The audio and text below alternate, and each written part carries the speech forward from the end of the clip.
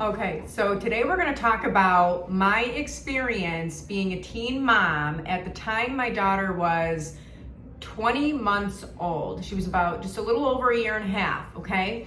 And there was a period of time where I had to go to a women's homeless shelter. Yes, I was homeless.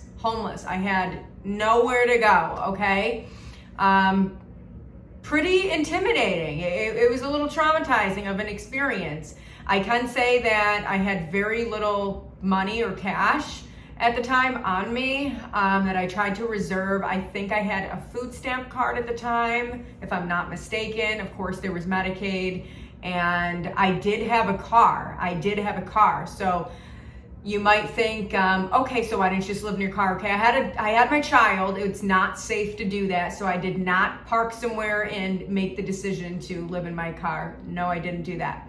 But what I will start with is what the intake process was like. So I did look it up online. I called this women's homeless shelter. It was in downtown Buffalo, New York. This was October of 2010, okay? And I called them. They were like, you need to be somebody that is a victim of domestic violence to be eligible to come into our shelter. So there's virtually not really a way that they can verify that, I guess. And I will tell you that I wasn't being abused, but I definitely lied because I wanted to get in there, and I'll tell you why I did it. I assumed that if I went to this shelter, it would expedite or put me ahead on the wait list for the subsidized apartments that I had applied for at the time. I'll tell you right now that did not work. It didn't work, but E for effort there with that, right? Okay, so I told them, yes, I am. They're like, okay, so come on in. We'll give an intake process. We'll do an intake process and all that. So I get there. We have to sit and do this long, drawn out, paperwork, ask you a million questions, check me and Gabby, make sure, we're okay and whatever, and we're fine, So we did this intake process, right? They did let me go in the day that I went there, but they didn't have a bed available. So what they almost shooed me away because of that. But the woman I met with ended up talking to some of her colleagues there, her coworkers and maybe management. I'm not sure what she did when she left the room.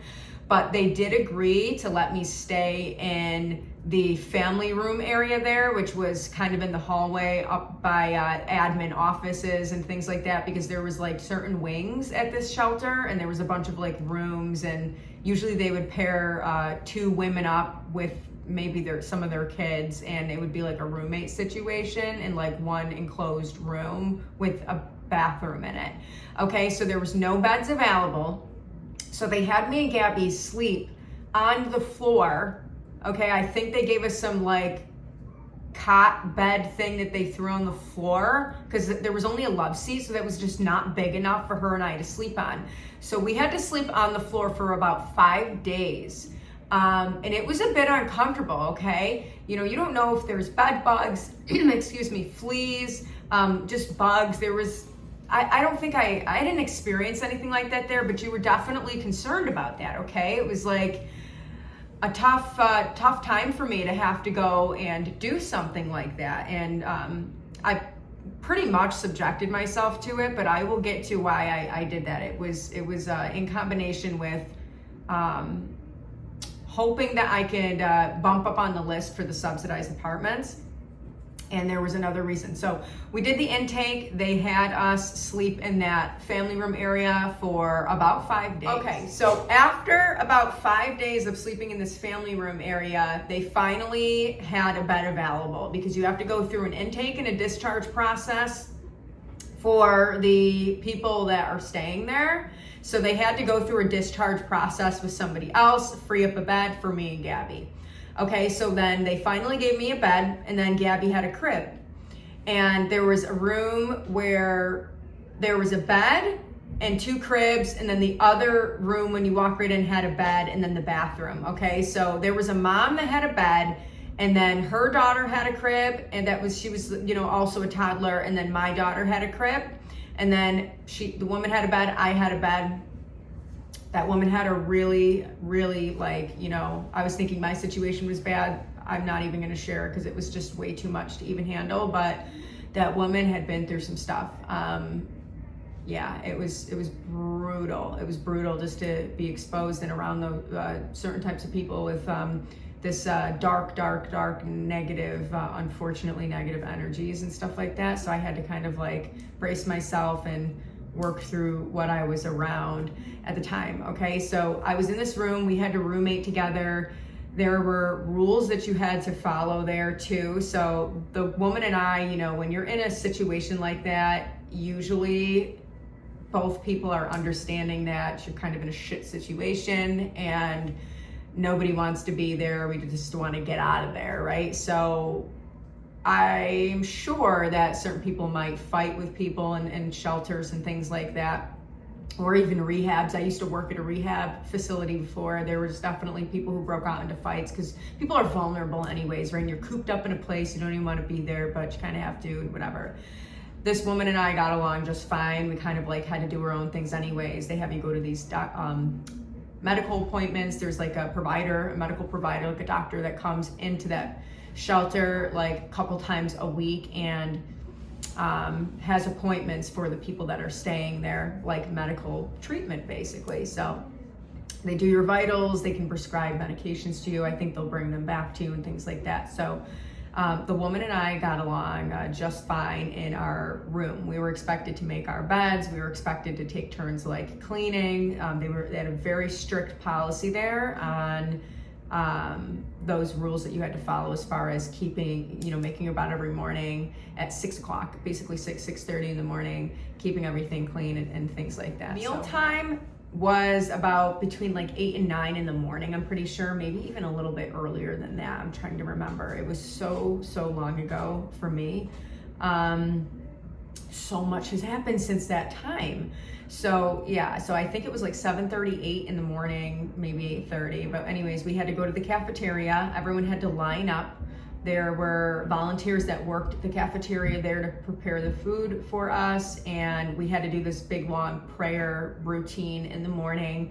And then we all had to line up kind of like a school cafeteria style, and then sit down at different tables wherever we wanted and eat. You know, you get your children in the high chairs and, you know, you eat. So you do the prayer, you eat, kind of put your food away and you're done. And it's like kind of like a pretty much a strict schedule in mealtime. There's really no flexibility with there. There's really no options for food. I think that you would probably have more food options in school lunch than you would there. So it was pretty limited. It was probably all nonprofit donation based foods. So what happens if you're hungry outside of your mealtime? Because they also had a lunch and then they had a dinner time. So there were 3 meals a day. And you get what you get. Obviously, this isn't, you know, meal request time and who wants McDonald's or whatever else. No, that was not the case. So they did have like a section where there was like peanut butter jelly and bread, different types of breads and stuff like that, that if you were hungry in between the meal times, you kind of go into the cafeteria if you ask them permission. And they normally would just let you in there. But I can tell you this right now, the food was not good, okay? For as much food as the United States claims that they donate, I don't know where it really goes, because especially the women's shelter in Buffalo, supposedly they do so much work, and granted, it could have just been a bad month where they weren't getting a lot of donations. I can't speak for their entire, you know, organization's history, but my experience was the food wasn't that wonderful. I mean, what are you going to expect, right? But you would think that it would be a little bit better, just because so many people and places and businesses donate food. Okay, but that was not the case. It was not great, and it really made you wonder. So even the breads and stuff that were there, they were expired. Sometimes it was even moldy. I'm like, I'm starving. You know, I can't even eat. You know, this food is not good. So it was pretty rough. Okay. Not to say that I was ungrateful or anything, but, not great options there with that. So there were strict meal times. You had to do the prayer.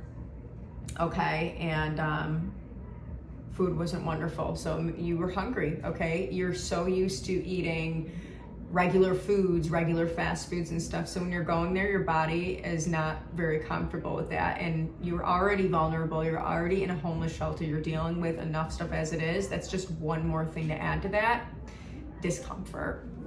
So there were quite a bit of rules to follow at this shelter. There was also a curfew of 8:30 at night, okay? And I had a car. I believe out of all the women and children that were at this shelter, I cannot remember what the capacity is, but I think it was like around 50 or maybe even 80, because there was a second floor, and I'll get to that point in a minute, but okay. No one had a car. I was the only one who actually had a vehicle, and like everyone had a cell phone, okay? So you had to be back by 8:30.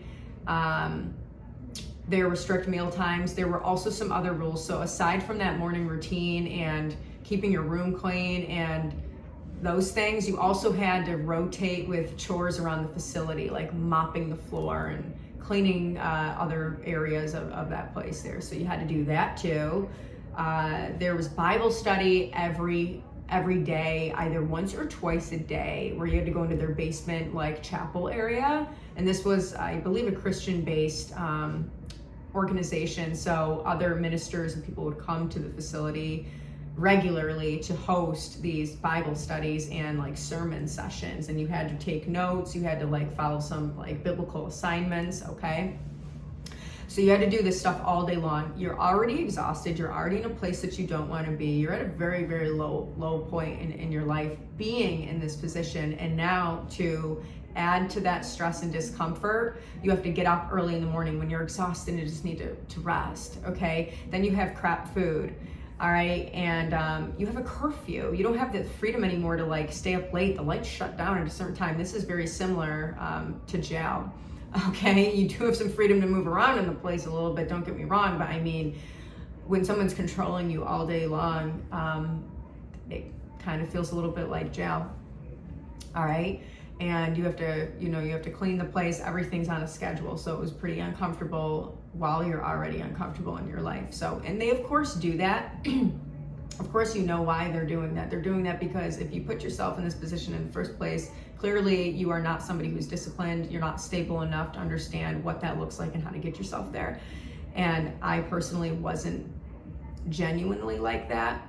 I did deliberately put myself there. But nonetheless, a lot of the people there definitely needed to learn that type of structure. So, neither here nor there. It was pretty uncomfortable. Now, another thing that I experienced while I was in this shelter is a little bit more about how the system works. Okay, so on the second floor, they had these mini apartments that you can live in for like a year or 2 years. Okay, once you stay there for like a week or two, maybe even 3 weeks, and they see that you're not somebody who just like came and then left and decided to discharge yourself or just leave, they start to show you a little bit more about their program. So then they took me upstairs and they're like, we're gonna give you a tour of what our apartment suites look like. And I said, okay. And they said, here's the kicker with it. You need to see our medical provider and be diagnosed with a mental illness to be eligible. And I said, they're like, do you have any meds or anything? You probably have anxiety and depression and all that, especially if you're in this position. I said, no, I don't have anxiety and I don't have depression. I don't have any meds that I'm on, no, nothing like that. And they're like, oh, well, you're going to need to be diagnosed with that. And I like asked more questions. I was like, mind you, I'm like 19 years old. I'm like, but I never failed to ask a lot of questions. So I'm like, why do I need a diagnosis? Like, please explain this more. So she did. She goes, well, the state's going to give us X amount of money per month only if you have a mental illness. So they really, really pushed for that because they want that stipend or that that money basically every month, because that's what they're making. That's how they're making their money. Not just donations, but like the state and the government is just giving the money per individual. Okay, so I refused. I'm quite stubborn, and I have a little bit of an ego and complex, rightfully so. You know what you know in life, and that's deserving. So I didn't care what position I was in. I just said, no, I have integrity. I am not going to go to this medical provider and claim that I'm depressed and have anxiety when I don't care what what the rhyme or reason, because, and the woman actually got pretty annoyed with me, and she goes, well, you're in a homeless shelter, you're in this position, you have a kid, what do you think you're gonna do? You think you're capable of going out there and actually getting a job in this position? She was trying to convince me that I had bigger problems than actually existed. So I wasn't okay with that. And so I ultimately said, I said, no, I'm not doing that, and I'm not interested in going upstairs to your apartment suite. I'm only here temporarily. So because this is how the system works, and again, this was in Buffalo, New York, I'm sure some systems work pretty similarly around the US. But because that's how it worked, and when I told this woman, intake woman, counselor person that was there, that no, I'm not interested in that. I did go see the medical provider. It was pretty much a requirement to go do that, and I just, when they asked me those questions about, mental illness stuff, I just was like, no, I don't have those issues, whatever. Now, other people might have either had those issues or said they did, because they definitely wanted that benefit of being able to move up into one of their suites and ultimately live there for free. But I had a bigger vision than that. I didn't want to stay there. So if you go into a shelter like this, it's possible that you will go through those same questions, and they may offer, not on campus there or on site, that exact location or site, apartments and vouchers and whatever to live there, but they may try and put you through this process to do that elsewhere, possibly. That was just my experience of how that went there. But now what I wanted to make a note of is that when I rejected that offer, they weren't very happy with me about it. They got a little bit abusive, I'd say, psychologically, verbally, and they were angry. They were angry with me. So I want to tell you what they did. They tried to find a way to kick me out because they realized that they couldn't make money off of me. So this woman ended up going out of her way to get very combative with me and say that basically I was worthless, and who do I think I am trying to go to college? Because I also, if anybody who's watching this now, my first video of the teen mom success story, I made a note in there that I was a live-in nanny for a while, and then I left because I started college. So I did start college, and then before I went to roommate with the girl that I discussed a little bit about in the other video, I was at the homeless shelter for a month. Okay, so I was in college, and the next question is, did you drop out of college because you were in the shelter? No, I did not. I had classes, and I had a car, and I took my kid to campus with me throughout the week, even while I was in that shelter. Oh yes, I did. Hell or high water, I did. Okay, that was my first semester in college. You think I'm gonna let that stop me? No. So I went, and I'll tell you what I did. Actually, we'll talk about that part in a second, but yeah, they were not happy with me, so they found a way to kick me out of there, and they wrote me up saying that I didn't clean something or whatever, and I absolutely did, because I'm a pretty organized, disciplined person, and when it comes to rules or something that I have to deal with, such as this situation, I'm gonna follow the rules, right? I'm not going to agree to saying I have a mental illness and go up to their apartment thing that they wanted to offer, because I didn't want to. That was something I had a choice with, and I chose no. But as far as the rules to stay there, I did follow those rules. So they absolutely, they did me dirty. Yeah, they lied on my name and found a way to kick me out. So ultimately, they did find a way to kick me out of there within 30 days. It was like the 29th day. But I'm done with that point about how I rejected their offer and they kicked me out. I want to touch on a couple more things here with this story. So when I did move, this is a quick side note, when I did move out of there and went to and found that girl, and I went to go live with her, the single mom, we both made minimum wage. I think she was working at Walgreens at the time, and I was working at a debt collection agency. I got a job. It was great. Everything ended up working out, but we couldn't afford Wi-Fi. So Guys, I will tell you what I did, and let this just be inspiration, motivation for you on staying disciplined and focused and not letting anything get in your way, okay? I don't care if you have cancer. Like, I'm somebody who has absolutely no pity on people who whine and complain, because I work my ass off for everything in my life. And I'm still in a position in life where I don't have like a ton of money, but I've made a lot of progress and have a lot more than I did. And I also have like student loan debt and some things that I'm working through. So I have that, but yeah, so we couldn't afford Wi-Fi. So I took my daughter in the middle of the night. This is a little emotional, but I took her and put her in her car seat, and I went to McDonald's up the street, and this was in North Tonawanda. I lived off of Payne Avenue in this apartment with her, and I went in the middle of the night, and I had a math class and I think an English class I had to take that semester.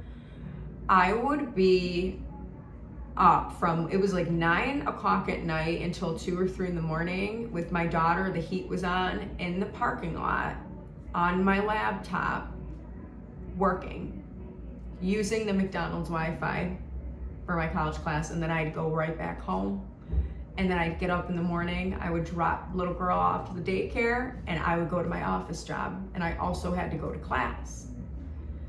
No excuses, okay? So you need to take life seriously. If you're just a single mom and you're not sure what to do, you're upset no one's there for you. No one was there for me at this point in time in my life. I couldn't rely on anyone. And honestly, I didn't want to rob my friends of their childhood at the time. I had to deal with my own decisions I made. And I knew what decision I was making, and I knew I was going to be able to get through it. But it was not easy, okay? And I missed out on the milestones of being that age, 18, 19, 20, 21, okay? I missed out on that. I had to be an adult and assume that position like that, okay? It was not easy. If you're in a position where, especially if you have kids and you need to go to a homeless shelter, follow the rules if you're there. And if I can go back in time, I'm not somebody who lives in regret, but just to give advice here for the viewer, you might want to go through with their process to go on their second floor, because you don't want to end up kicked out. Like in my situation where they had this second floor apartment thing and their rules, you might want to just, whatever program or situation they have going on, you use your best judgment, because you know yourself better, and kind of go from within, use your intuition too, but just follow the rules and don't be combative. I wouldn't say that I was necessarily combative or anything, but I just rejected the offer, and they just didn't like that answer.